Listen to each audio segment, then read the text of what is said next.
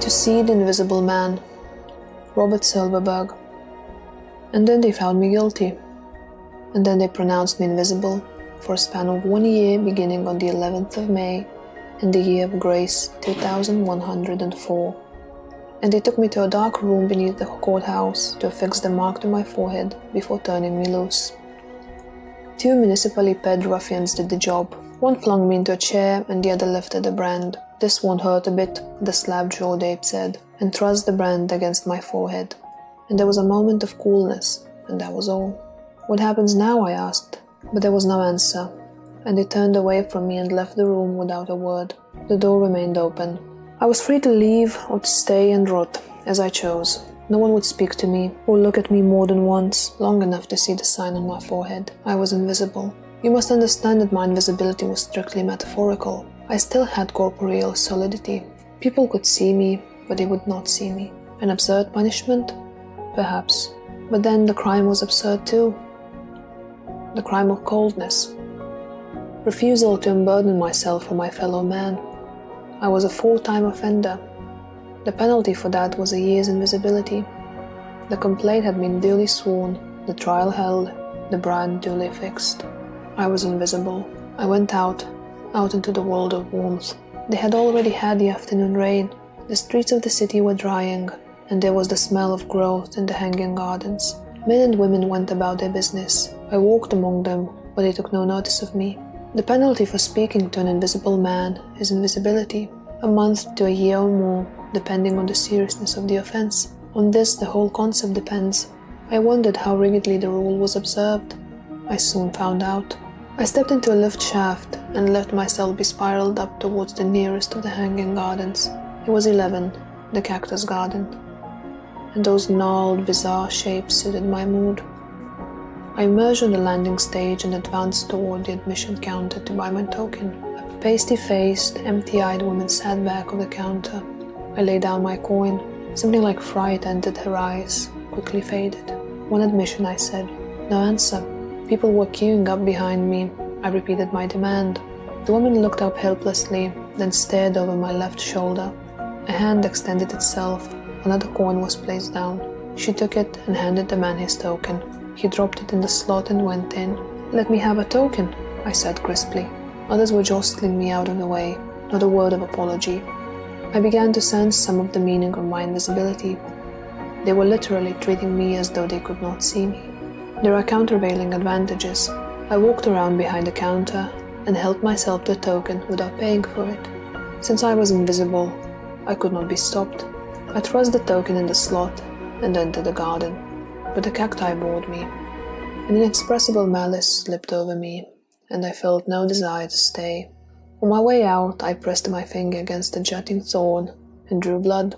The cactus, at least, still recognized my existence, but only to draw blood. I returned to my apartment. My books awaited me, but I felt no interest in them. I sprawled out on my narrow bed and activated the energizer to combat the strange lassitude that was afflicting me. I thought about my invisibility. It would not be such a hardship, I told myself. I had never depended overly on other human beings. Indeed, had I not been sentenced in the first place for my coldness toward my fellow creatures? So what need did I have of them now? Let them ignore me. It would be restful. I had a year's respite from work after all. Invisible men did not work. How could they? Who would go to an invisible doctor for a consultation, or hire an invisible lawyer to represent him, or give a document to an invisible clerk to file? No work then. No income, of course, either, but landlords did not take rent from invisible men. Invisible men went where they pleased, at no cost. I had just demonstrated that at the Hanging Gardens. Invisibility would be a great joke on society, I felt. They had sentenced me to nothing more dreadful than a year's rest cure. I was certain I would enjoy it. But there were certain practical disadvantages. On the first night of my invisibility, I went to the city's finest restaurant. I would order the most lavish dishes, 100-unit meal, and then conveniently vanish at the presentation of the bill. My thinking was muddy. I never got seated. I stood in the entrance half an hour, bypassed again and again by maitre d'hotel, who had clearly been through all this many times before. Walking to a seat, I realized, would gain me nothing. No waiter would take my order. I could go into the kitchen. I could help myself to anything I pleased. I could disrupt the workings of the restaurant. But I decided against it. Society had its ways of protecting itself against the invisible ones. There could be no direct retaliation, of course, no intentional defense. But who could say no to a chef's claim that he had seen no one in the way when he hurled a pot of scalding water toward the wall?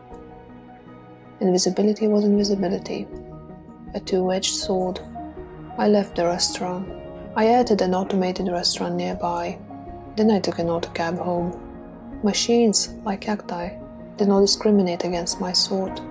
I sensed that they would make poor companions for a year, though. I slept poorly. The second day of my invisibility was a day of further testing and discovery. I went for a long walk, careful to stay on the pedestrian paths. I had heard all about the boys who enjoy running down those who carry the mark of invisibility on their foreheads.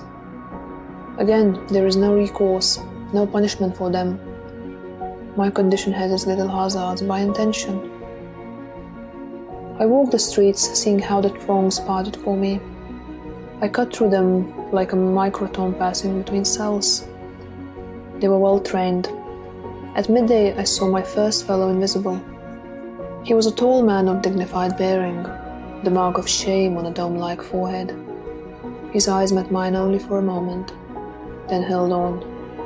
An invisible man, naturally, cannot see another of his kind. I was amused, nothing more. I was still savoring the novelty of this way of life. No slight could hurt me. Not yet. Late in the day I came to one of those bathhouses where working girls can cleanse themselves for a couple of small coins. I smiled wickedly and went up the steps. The attendant at the door gave me the flicker of a startled look. It was a small triumph for me, but did not dare to stop me. I went in. An overpowering smell of soap and sweat struck me. I persevered inward. I passed cloakrooms where long rows of grey smocks were hanging, and it occurred to me that I could ruffle those smocks of every unit they contained. But I did not. Theft loses meaning when it becomes too easy, as the clever ones who devised invisibility were aware. I passed on into the bath chambers themselves. Hundreds of women were there. Nubile girls, wary wenches, old crones. Some blushed, a few smiled. Most turned their backs on me.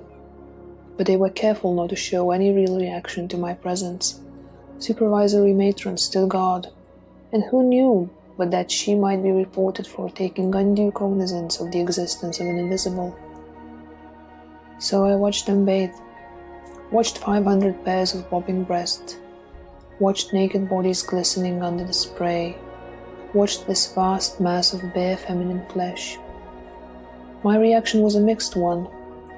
A sense of wicked achievement at having penetrated a sanctum sanctorum unaltered, and then, welling up slowly within me, a sensation of, was it sorrow, boredom, revulsion?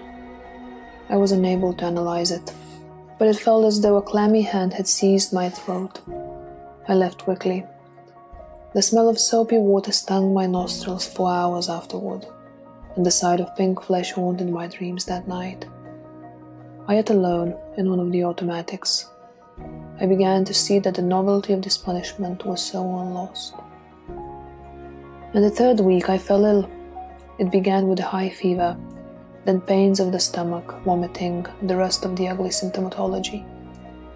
By midnight I was certain I was dying. The cramps were intolerable, and when I dragged myself to the toilet cubicle, I caught sight of myself in the mirror, distorted, greenish, beaded with sweat. The mark of invisibility stood out like a beacon in my pale forehead. For a long time I lay on a tiled floor, limply absorbing the coolness of it. Then I thought, what if it's my appendix, that ridiculous, obsolete, obscure prehistoric survival? Inflamed, ready to burst? I needed a doctor. The phone was covered with dust. They had not bothered to disconnect it, but I had not called anyone since my arrest, and no one had dared call me. The penalty for knowingly telephoning an invisible man is invisibility. My friends, such as they were, had stayed far away. I grasped the phone, thumbed the panel. It lit up and the directory robot said, "With whom do you wish to speak, sir?" "Doctor," I gasped. "Certainly, sir." Bland, smug mechanical words. No way to pronounce a robot invisible, so it was free to talk to me. The screen glowed. A doctorly voice said, "What seems to be the trouble?" "Stomach pains, maybe appendicitis. We'll have a man over in—" He stopped. I had made the mistake of upturning my agonized face. His eyes lit on my forehead mark. The screen winked into blackness as rapidly as though I had extended a leper's hand for him to kiss. "Doctor," I groaned. He was gone. I buried my face in my hands. This was carrying things too far, I thought. Did the Hippocratic Oath allow things like this? Could a doctor ignore a sick man's plea for help? Hippocrates had not known anything about invisible men. A doctor was not required to minister to an invisible man. For society at large, I simply was not there. Doctors could not diagnose diseases in non-existent individuals. I was left to suffer. It was one of invisibility's less attractive features. You enter a bad house unhindered, if that pleases you, but you writhe on a bed of pain equally unhindered, the one with the other, and if your appendix happens to rupture, why, it is the greater deterrent to others who might perhaps have gone your lawless way. My appendix did not rupture. I survived, though badly shaken. A man can survive without human conversation for a year. He can travel on automated cars and eat at automated restaurants. But there are no automated doctors. For the first time, I felt truly beyond the pale. A convict in a prison is given a doctor when he falls ill. My crime had not been serious enough to merit prison, and so no doctor would treat me if I suffered. It was unfair. I cursed the devils who had invented my punishment. I faced each bleak dawn alone, as alone as Crusoe on his island, here in the midst of a city of 12 million souls. How can I describe my shifts of mood, my many tacks before the changing winds of many passing months? There were times when invisibility was a joy, a delight, a treasure. In those paranoid moments I gloried in my exemption from the rules that bound ordinary men. I stole. I entered small stores and seized the receipts while the cowering merchant feared to stop me, lest in crying out he make himself liable to my invisibility. If I had known that the state reimbursed all such losses, I might have taken less pleasure in it. But I stole. I invaded. The bad house never tempted me again, but I breached other sanctuaries. I entered hotels and walked down the corridors, opening doors at random. Most rooms were empty. Some were not. Godlike, I observed all. I toughened. My disdain for society, the crime that had earned me invisibility in the first place, heightened. I stood in the empty streets during the periods of rain and railed at the gleaming faces of the towering buildings on every side. "Who needs you?" I roared. "Not I. Who needs you in the slightest?" I jeered and mocked and railed. It was kind of insanity, brought on, I suppose, by the loneliness. I entered theaters where the happy lotus-eaters sat slumped in their massage chairs, transfixed by the glowing trident images, and capered down the aisles. No one grumbled at me. The luminescence of my forehead told them to keep their complaints to themselves. And they did. Those were the mad moments, the good moments, the moments when I towered 20 feet high and strode among the visible clods with content, oozing from every pore. Those were insane moments, I admit that freely. A man who has been in a condition of involuntary invisibility for several months is not likely to be well balanced. Did I call them paranoid moments? Manic depressive might be more to the point. The pendulum swung dizzily. The days when I felt only contempt for the visible fools all around me were balanced by days when the isolation pressed intangibly on me. I would walk the endless streets, pass through the gleaming arcades, stare down into highways with their streaking bullets of gay colors. Not even a beggar would come up to me. Did you know we had beggars in our shining century? Not till I was pronounced invisible did I know it. For then my long walks took me to the slums, where the shine has worn thin, and where shoveling stubble-faced old men begged for small coins. No one begged for coins from me. Once a blind man came up to me. "For the love of God," he wheezed, "help me to buy new eyes from the eye bank." They were the first direct words any human being had spoken to me in months. I started to reach into my tunic for money, planning to give him every unit on me in gratitude. Why not? I could get more simply by taking it. But before I could draw the money out, a nightmare figure hobbled on crutches between us. I caught the whispered word, "invisible." And then the two of them scuttled away like frightened crabs.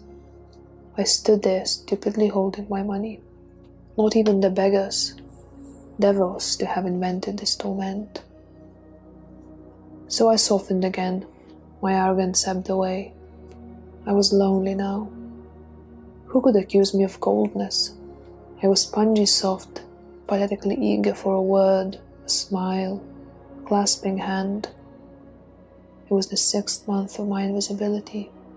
I loathed it entirely now. Its pleasures were hollow ones, and its torment was unbearable. I wondered how I would survive the remaining 6 months. Believe me, suicide was not far from my mind in those dark hours. And finally I committed an act of foolishness.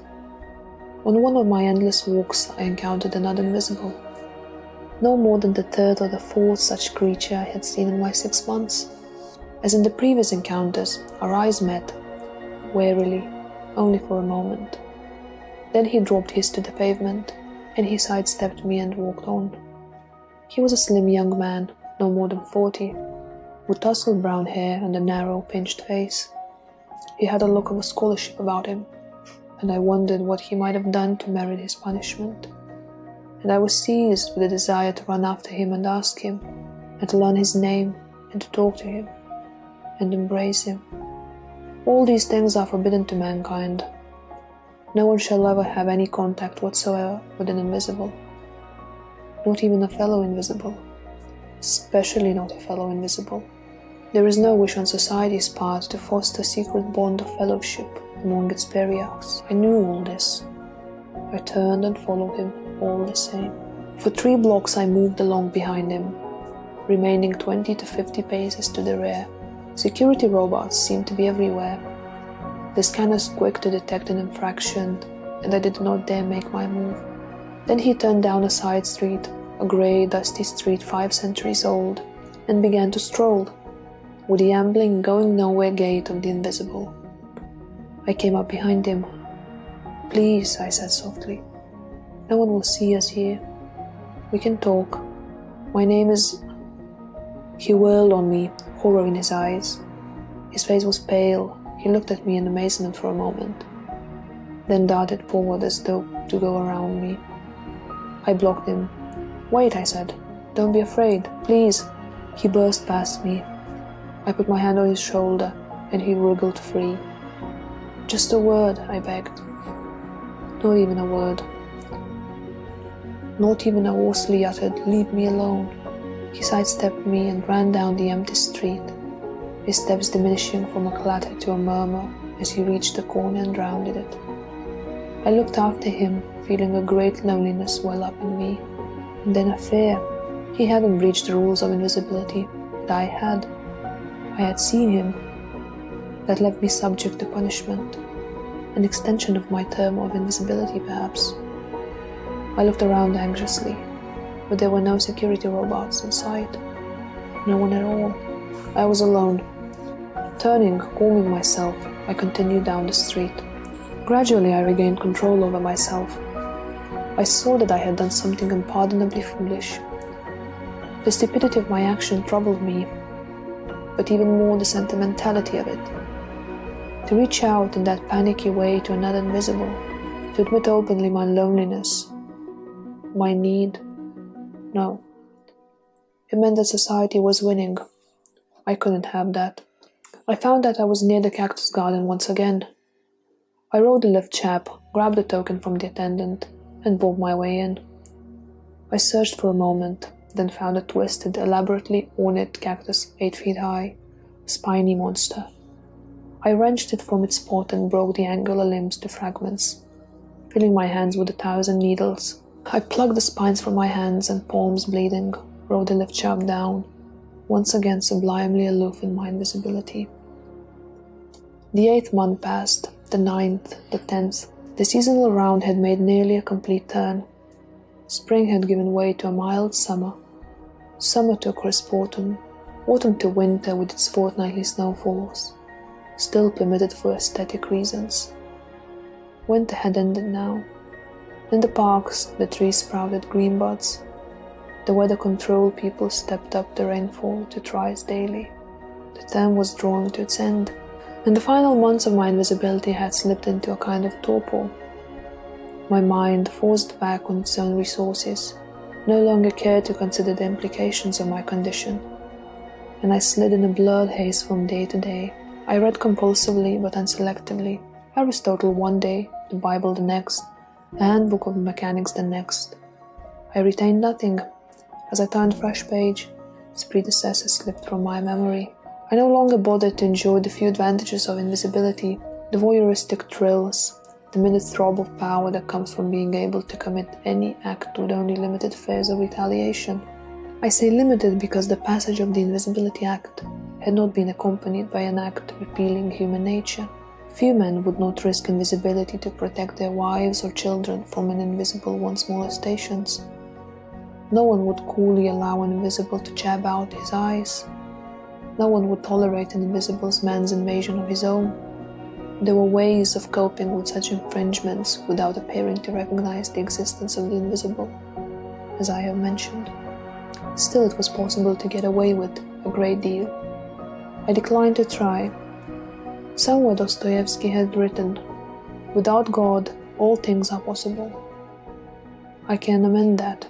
To the invisible man, I can amend that. To the invisible man, all things are possible, and uninteresting. So it was. The weary months passed. I did not count the minutes till my release. To be precise, I wholly forgot that my term was due to end. On the day itself, I was reading in my room when the Annunciator chimed. He had not chimed for a full year. I had almost forgotten the meaning of the sound, but I opened the door. There they stood, the men of the law. Wordlessly, they broke the seal that held the mark to my forehead. The emblem dropped away and shattered. "Hello, citizen," they said to me. I nodded gravely. "Yes. Hello. May 11th, 2105. Your term is up. You are restored to society. You have paid your debt." "Thank you, yes. Come for a drink with us." "I'd sooner not." "It's the tradition. Come along." I went with them.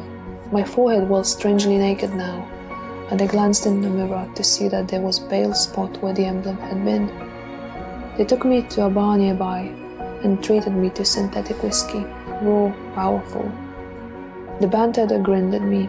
Someone on the next stool clapped me on the shoulder and asked me who I liked in tomorrow's jet races. I had no idea, and I said so. "You mean it? I'm backing Kelso.